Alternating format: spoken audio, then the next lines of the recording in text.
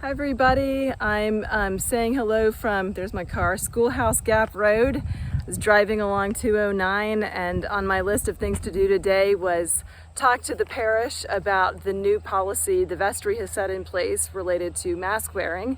It's a very straightforward policy. We're going to be asking parishioners to wear masks when we are in red or orange zones based on the CDC in terms of community spread. So red is high transmission risk and orange is substantial transmission risk. So that would be for both services and for meetings that take place on the church property. We live in, I learned this new military acronym, which I think is just right. VUCA times. VUCA stands for volatile, uncertain, complex, and ambiguous. I imagine that's always been the case, that time feels like this for human beings. It's just this is our time to experience that.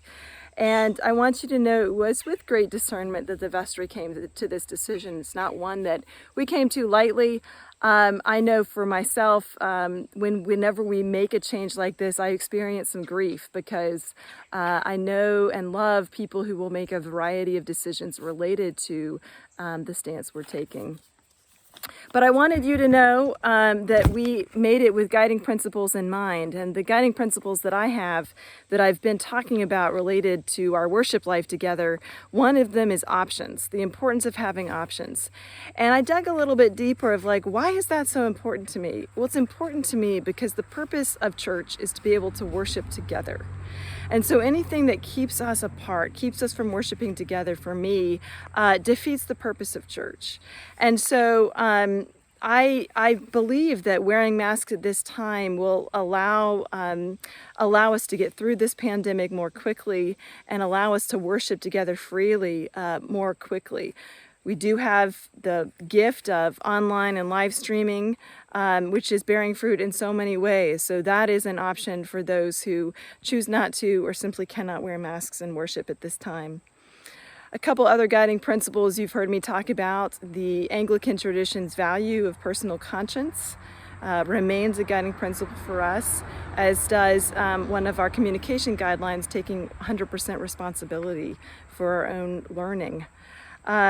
And then finally, a guiding principle is, not only are we responsible for ourselves, but in a very real way, we're responsible for one another. And so caring for one another, protecting the vulnerable was another one of our guiding principles when we made this decision. I want you to know we're making it with a sense of humility, genuine humility, knowing that any decision we make is costly. And also there's a cost to not making decisions, and you've elected the vestry and me to do that on behalf of the body. I'd like to close with a prayer from Reinhold Niebuhr, which is familiar to many of you, at least the first part, the Serenity Prayer.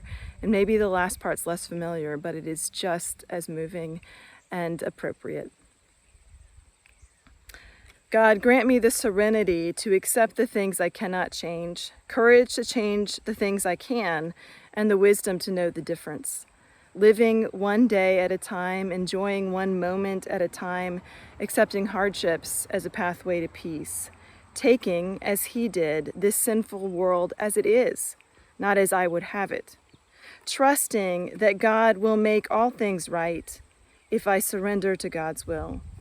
That I may be reasonably happy in this life and supremely happy with him in the next. Amen.